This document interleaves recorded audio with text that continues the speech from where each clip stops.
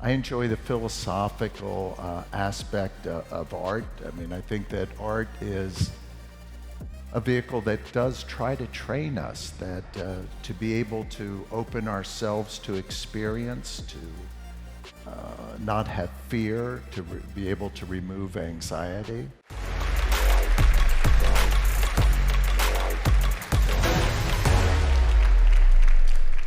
Thank you. It's great to have you here. Thank you. All right. So before we bring out Jeff Koons, we have a short video to show you a little bit about his work.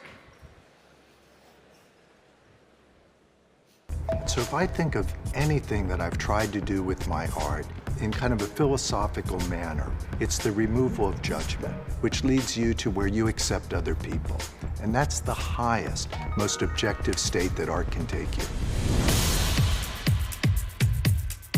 It's just about being moved by something. That's the relevance. That's the art. Ideas come from sensations. You don't have ideas without having sensations. But I'm not. I don't believe in perfectionism.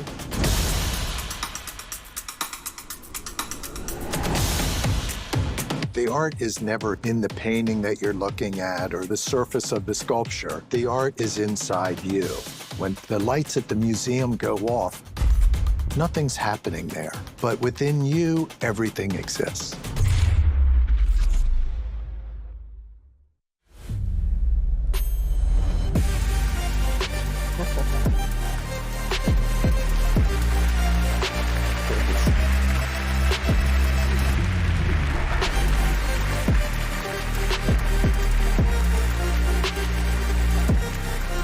Hi. Hi, welcome, Jeff. It's very nice. Good Tim. to see you. All right, here we are. Moin Moin, Hamburg. How's everything? Nice to see everybody.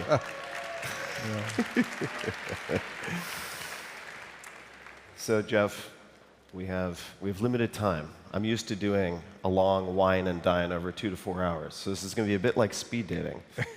But what I thought we would do in the limited time that we have is to thank you for the water, is to cover what people can't find, say, easily on Wikipedia.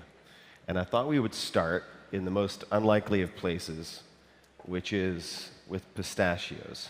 So when you and I were chatting yesterday in the lobby of the hotel, I was chewing gum, and I apologized that I was chewing gum, and I mentioned that I had been eating almonds, and I was worried they were stuck in my teeth.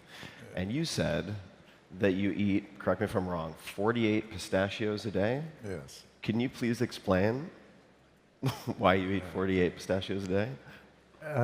Well, you know, it's an amazing time that we live in, and we're all becoming more and more educated about health and how to take care of ourselves, to eat well, eat real food. But I've tried to watch some of my fats, and I learned that pistachios are a very good fat. And so it's a controlled amount. I have a kind of a very disciplined way that I go about my life. And so every day there are 48 pistachios. All right, so morning routine. Point number 1, 48 pistachios. And I want to rewind the clock going back to very early professional days. So you've spent the majority of your life professionally in New York City, but certainly before you became known as an artist, you spent time on Wall Street, or at least in the finance world, as, among other things, commodities trader. And I'd love to know what lessons you took from that that translated, or perhaps advantages that helped to assist you when you later then went into art full-time. You know, Tim, I think the relevance for me would have started even earlier. And so I grew up in Pennsylvania, and I was brought up to be very self-reliant. So as a child, I would go door to door. I would sell gift wrapping paper. I'd sell chocolates, bows, greeting cards. And when I would go door to door, I really started to learn communication, to interact with people. I never knew what the person would look like if they opened the door. If they invited me into their home, I didn't know what odor may be present in the home, what they could be cooking on the stove. And so I really learned acceptance at that time. And I learned self-reliance when I moved to New York and I wanted to produce certain artworks. I had to make and generate enough income to make them. So I ended up becoming registered as a broker so that I could due to how hard I would work, I could make enough money to produce works that I wanted to create. Being a house painter, I wouldn't have been able to achieve that. So was there a timeline that you gave yourself for then pursuing art full time, or was there a catalyst where you then made the shift without having that supplemental income? I just always wanted to participate. And I was always all in, you know. I didn't think about failure. If I would fail, I would accept the consequences. And so I generated enough income to make my artworks that I could sell my works at a loss. So maybe an aqualung or a lifeboat or a piece in bronze could cost me $20,000 to create. I would sell for $3,000 because I tried to have the collector, you know, not have any hesitation. And at the same time, I was working on a body of work, the Equilibrium show, when I was able to finally make the breakthrough. And intellectually, I couldn't do anything anymore other than my own artwork. Instead of being on the phone with my clients, I'd be on the phone with Dr. Richard P. Feynman, Nobel Prize winner, talking to him about equilibrium and how I could achieve permanent equilibrium. And I just reached that point that, you know, I accepted all the consequences. So I want to zoom in on perhaps just a real-world case study, and this is relates to a friend of mine. And the reason I'm asking is that we have many business people in the audience, but I would imagine they don't self-identify solely 100% as business people or marketers. And this particular friend of mine, she's early 30s, has saved enough from a prior tech job to pursue art as she's thinking about it full-time for a year or two. And her art is actually very good. It's mostly acrylic, and she's giving it a go. She's giving it 100% of her attention. Is there any advice that you would give to someone? There may be some very technical artists among us here who have a day job and haven't really given the attention perhaps they would like to that particular craft or that particular career. Is there any advice that you would give to someone who's sort of in the shoes of my friend? I think it's the same in all professions and the same of all interests. It's just focus. And, you know, the only thing you can do is follow your interests. There can't be anything more joyful than that, but follow your interests and focus intensely on them. And if you do that, all of us, everybody in the room, we've experienced that the abundance of information that you're interested in all becomes present to you. And the more you focus on those interests, the more time and space bend, and you're involved with a kind of a universal vocabulary.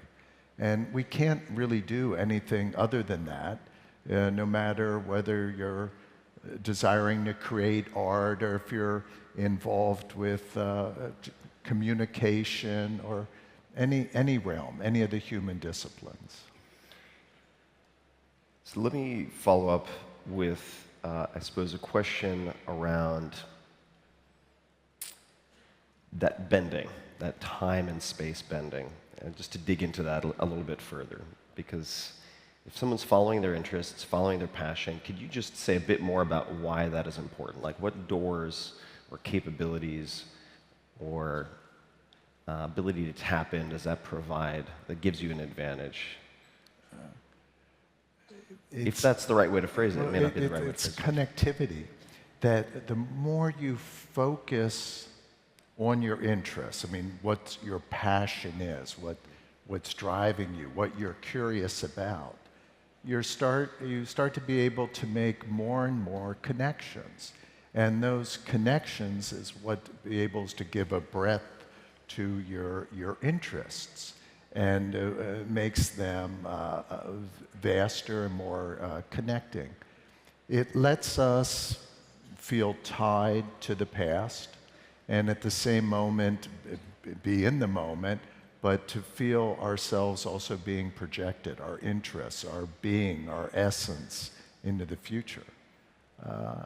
That's what I think we desire in life, and that's the way we're able to kind of experience it. So when I think of you after doing my crash course in all things Jeff Koons, I think creative, certainly. I do think disciplined, as you mentioned, with the 48 pistachios, but I think that transcends and applies to so many areas of your life. In the very early days, how did you connect with collectors? Because there are various sort of subgroups that are very seemingly important in the art world or the contemporary art world or whatever label we might want to apply. In the early days, how did you connect with collectors? I just made my work, and I always tried to say yes to everything, so I would be involved in different group exhibitions, and as my work was presented more often, eventually people would see it and collectors would start to come around. I think at first I was somewhat hesitant to develop relationships. I was kind of very bohemian, and I thought maybe artists shouldn't interact with collectors. But then I met a couple. My one friend, Dakis Ioannou, was a collector, acquired my works and invited me to come to Greece. And I really learned a lot about friendship and family through Dakis, and totally disarmed me. And I made myself much more available to collectors. I didn't have the same fears that I had growing up, because there are different ideas that you may carry that artists are supposed to be very independent of financial aspects, but you have to be able to survive, and I've always tried to be at the service of my work. And I didn't really have to be fearful of collectors. So we saw in the intro video before, I mean, this is quite nice too. I do like the tigers. Poor guy getting eaten alive. But the question is not related to that, but referring to some of the major successes, some of the milestones, the record-breaking auction sales and so on, which many people will be familiar with from the video and also just from your bio. I'm wondering if you have any, I'll define this, favorite failures, in the sense that there was a project or a series or anything at all that didn't quite live up to your hopes or expectations, that nonetheless sowed the seeds for maybe later greater success or good things to come. Does anything come to mind? My Kip and Curl. And Caspar Koenig, an art historian from Germany, would every decade have an exhibition in Munster, Germany. And I was invited in 1987 to participate in this international exhibition in Munster. Very prestigious exhibition. It's all site-specific work. And I went to Munster, and in the town square was a sculpture called Kip and Curl. It was made out of bronze, and it was an image of a farmer coming to market with a kip on his back with his eggs, potatoes, ham, pigeons, really a symbol of self-sufficiency. And I thought, I'll transform this, I'll put it into stainless steel, polish it to a mirror finish, and it'll show how the needs of people are being met in a different way today than in the agrarian time.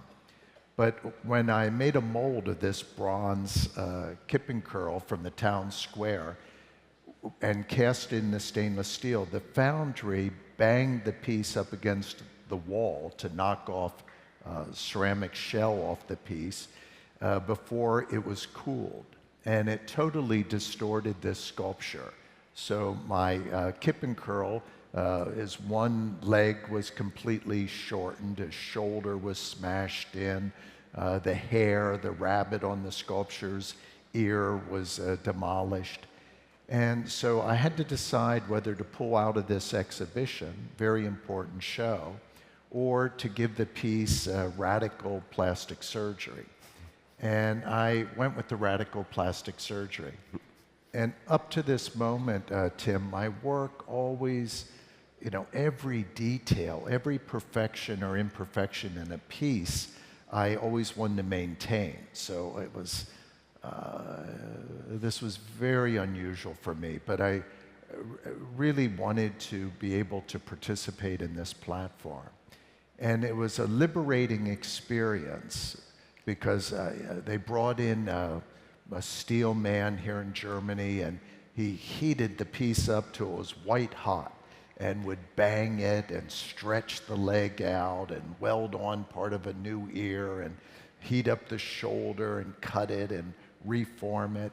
And we made the piece look like the original Kippenkirl, but I realized that these perfections and imperfections that I always cared about in the object had nothing to do with the object but the viewer, and that the viewer was my ready-made. The viewer was the object that I cared about.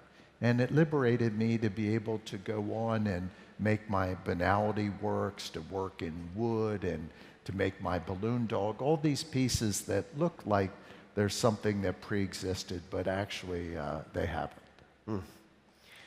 Yeah, transmuting the bug into a feature and making it transformative, not just for yourself, but I suppose your approach to art or thinking about your future pieces.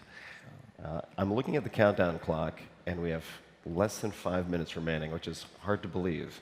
But I'm going to throw out a few shorter questions, and we'll see where they go. This is going to be like a non sequitur sandwich, just given the time constraints, so apologies in advance. But since I love to read, I imagine some people here read books, yes? At least my experience with the German audience is they read a lot of books.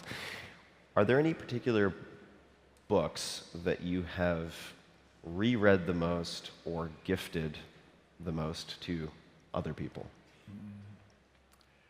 I really love John Dewey. So John Dewey, the American philosopher, educator, Art of Experience is, I think, really a wonderful book because John Dewey in this book speaks about life experience, about communication, that if you think about communication and bring it down to the human experience, to the point of a single-cell organism being affected by its environment, changing, and then in return, because it's changed, how it therefore then affects the environment, and it changes. And this back and forth is true communication. And that's what life experience is. What I try to practice is acceptance. And through acceptance, it makes everything available and lets the world be open and to be able to have more and more interaction like that. I've always enjoyed Kierkegaard, either or, Nietzsche. These are kind of like the foundation. Plato, the Republic.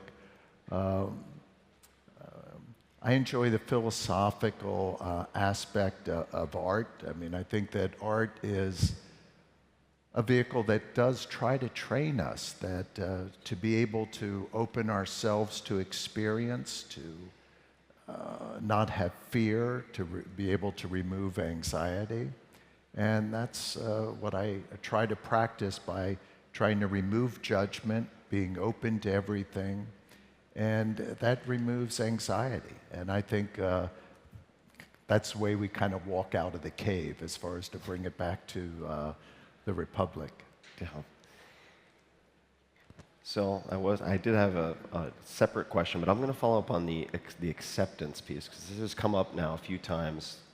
What does the acceptance look like? How does it show up? Is it, for instance, when something that others might view as a very challenging experience or time present themselves in your life, that you view that as something to embrace instead of resist, and therefore X, Y, and Z? How does the acceptance translate into how you relate to your lived experience or other aspects of your life? I would love for you to expand on that a little bit. Well, I think acceptance first comes with accepting yourself. And once you accept yourself, then you want to come out of yourself and be engaged and interact with the world. And generally, art deals with metaphors for other people, your interaction with other people.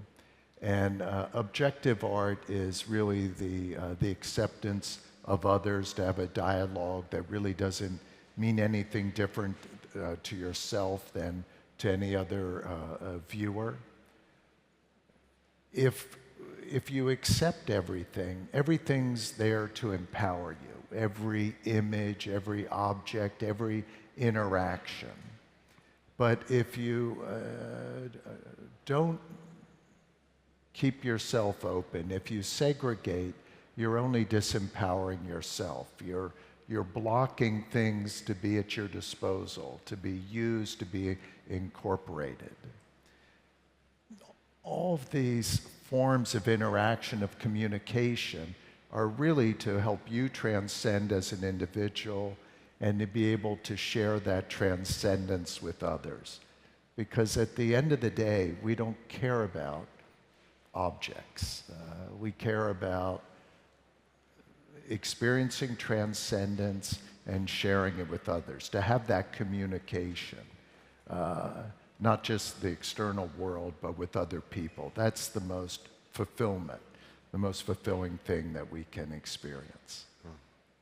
Thank you, Jeff. That was very short and sweet. I hope we get a chance to have a longer conversation sometime. But in the meantime, since we're at time, I'll maybe hand the mic back over at this point and see where we go in terms of questions from the bar or elsewhere. Yeah.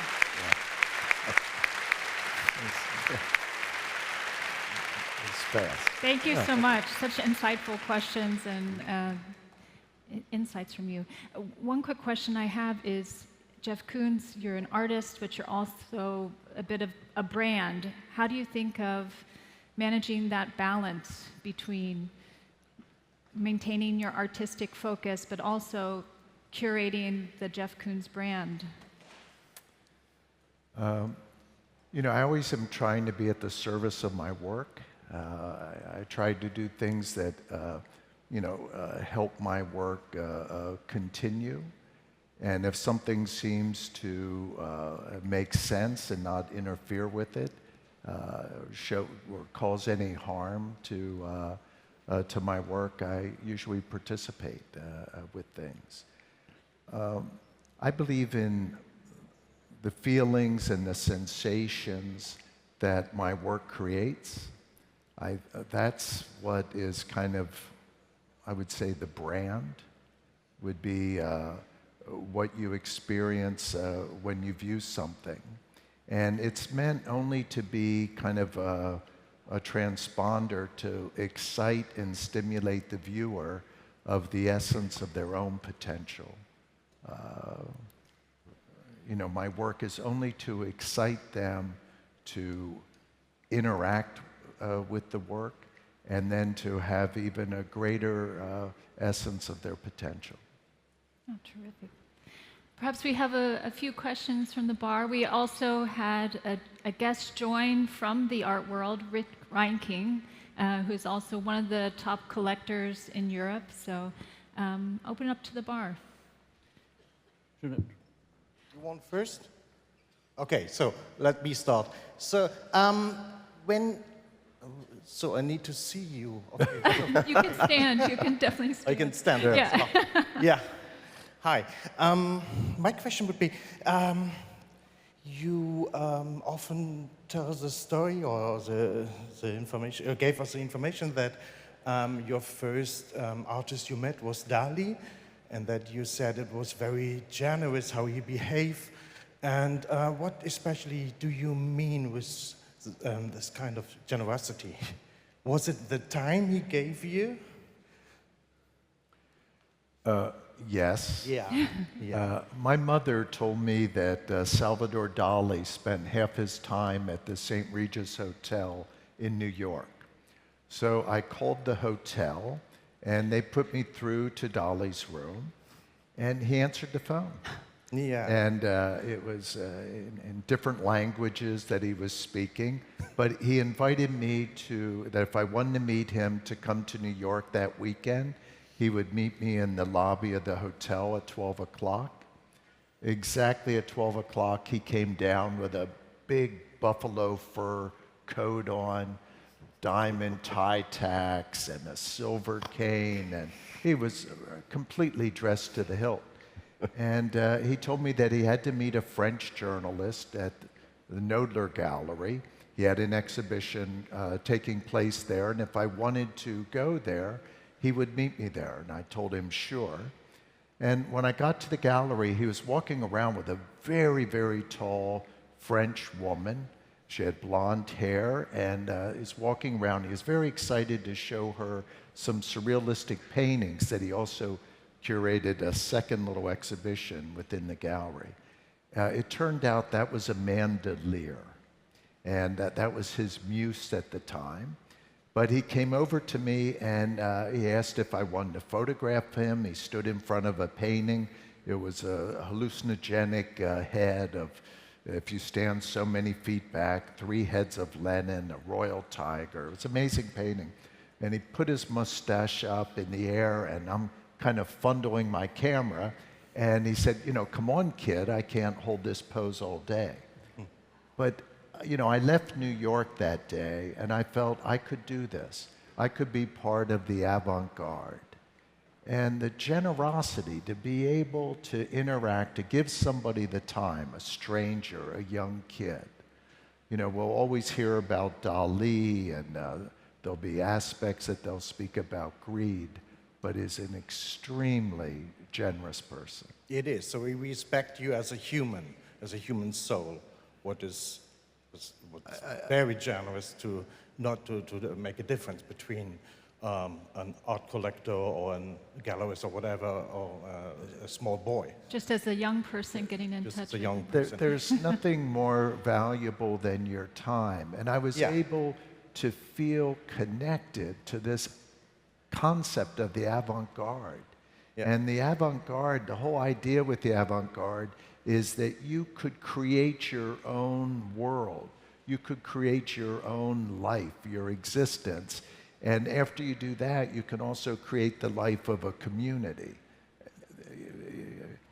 And so I was able to touch upon that and to feel that I could be part of that. And that was a drive that I always just wanted to participate. And when I moved to New York when I was 21, again, it was just to be involved in a dialogue, to be part of a larger group. And that, yes, you can create a certain world that you can live in, and you can also change the world around you too. You can try, you can assist in that. Okay, so that means if Dali is a top artist from Surrealism who was mainly interested in a critique on society, so we can read your work also as a critique on nowadays society in a way, and a question of values, yeah? So that time is a value, that that's all not just about money. So People, to interact with people. yeah, I mean, it's very easy to say no, fantastic. but it's wonderful to say yes. Yeah. Thank you. Thank you. Well, and thank you. Thank you so much to Tim and to Jeff. Yeah, absolutely. All right. Good to go? Thanks. Thank you. Thank you. Thank That you. was easy. Thank you very much. Thank you. Thanks so much.